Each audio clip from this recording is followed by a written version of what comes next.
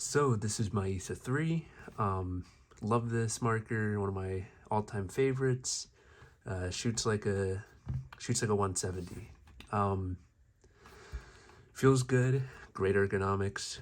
I have pretty big hands and it fits pretty well. I made some upgrades to it, cosmetic and functional upgrades. As you can see, I got the highlight upgrades. So I got the eye cover, the red eye covers. You just take the old ones off, put them on, same with the bolt. It's really simple. You take out the bolt, you unscrew that one screw right by my thumb. You lift the back cap up and you put the new one on, screw it back into place. And just like most Etha 3s, what I love about this is it's all toolless. So just pull up on that, pull out, and the bolt comes out, unlike the Etha 2, where you had to unscrew the back cap. Eye covers you still have to unscrew. Most of it's not toolless, but there is toolless grips. There are toolless grips. I love these grips. You just you pull this little tab out, and you pull these side tabs out. A little bit tough because these are brand new. These came out about a month ago in A&S. These are the highlight grips. I love the fact they're removable because you just take them off, throw them in some warm water, scrub it a little, and all the paint comes off, all the dirt comes off, all the mud comes off. Here's the front grip, super easy. Pull that off too. The red on-off valve there, super easy. On the other side there's a pin, on this side there is the button. You basically push the button in and you pull out. I'm not going to do it right now because it's a pain to get back on, but you push the button in, pull this out, and you lift from the inside. You pull these tabs out, kind of like the ends of the grips, and this comes right off. You replace it with that one. There's a little spring in here. Be careful, that might fly out.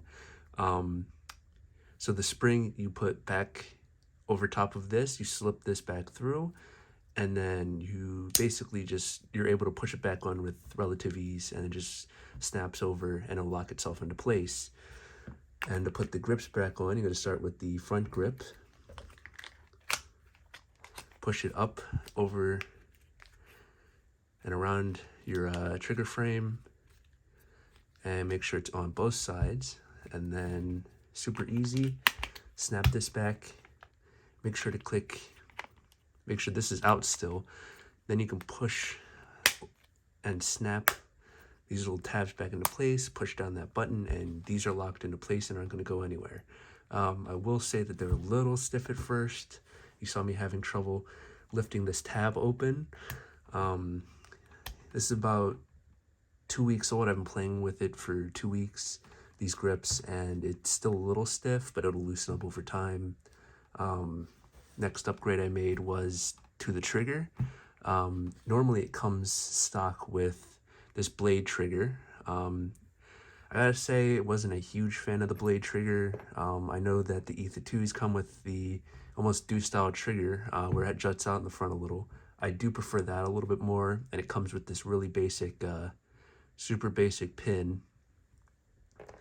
And so what I decided to do is I bought an infamous trigger for it, which is tuned to my liking. Basically tunes just like the blade trigger. You have a screw in the top, a screw in the side. The top screw is for your distance to the back. Then this screw right here is for your spring tension, and this screw right here is for your backstop. I have it pretty tight right now, so it doesn't move very much. Helps with feathering the trigger. I made a revision to the spring on the inside. Normally it comes with, I don't know if I have it over here in my parts container, but basically it comes with a flat rectangular spring. That's revision B. Revision A springs, you can buy them for like $5 online. I ordered mine for $5. The revision A springs sit right here, and basically they have a little notch in the back and it makes it feel just a little better. I was planning on putting a magnetic trigger on here, so gluing a magnet to the trigger and putting in a 3D printed, almost like a little 3D printed cup in the top. It has a magnet in it and they repel each other, so you wouldn't have a spring, you'd have two repelling magnets. However, it didn't work out in my favor because the magnets were very, very weak, and they ended up causing the marker to go off. But just by shaking it, just by moving it around, the marker would go off, and I cannot have that. That would not be good. For the most part, that's all the upgrades I've made. Hopefully I'm gonna plan on getting a new feed lever in red. I think that'd look pretty good. Current 9-volt battery that I'm using is the one that came stock with the Etha 3. There it is. It is a energy paintball battery, and I gotta say it has lasted. I've played a couple weekends with this game. I'd say around so far 5 or 6, and so far I still have a full battery. I may have put that in backwards.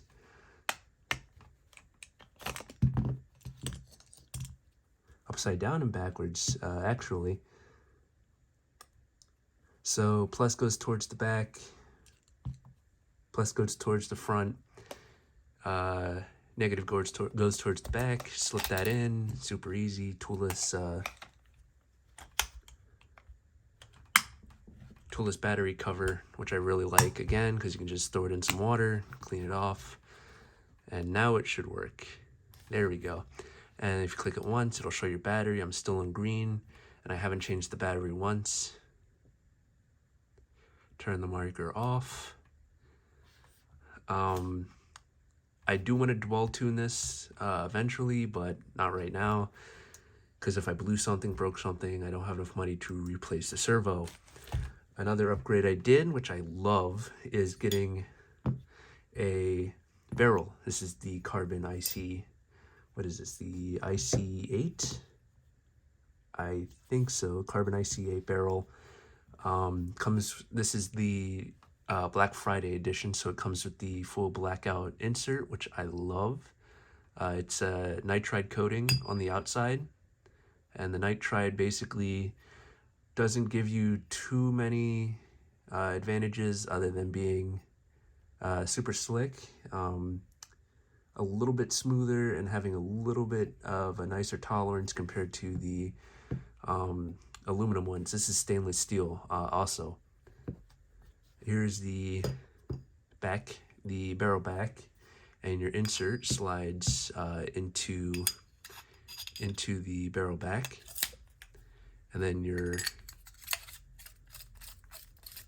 barrel front slides in like that, and I gotta say it looks pretty good. I like the porting, super easy to clean.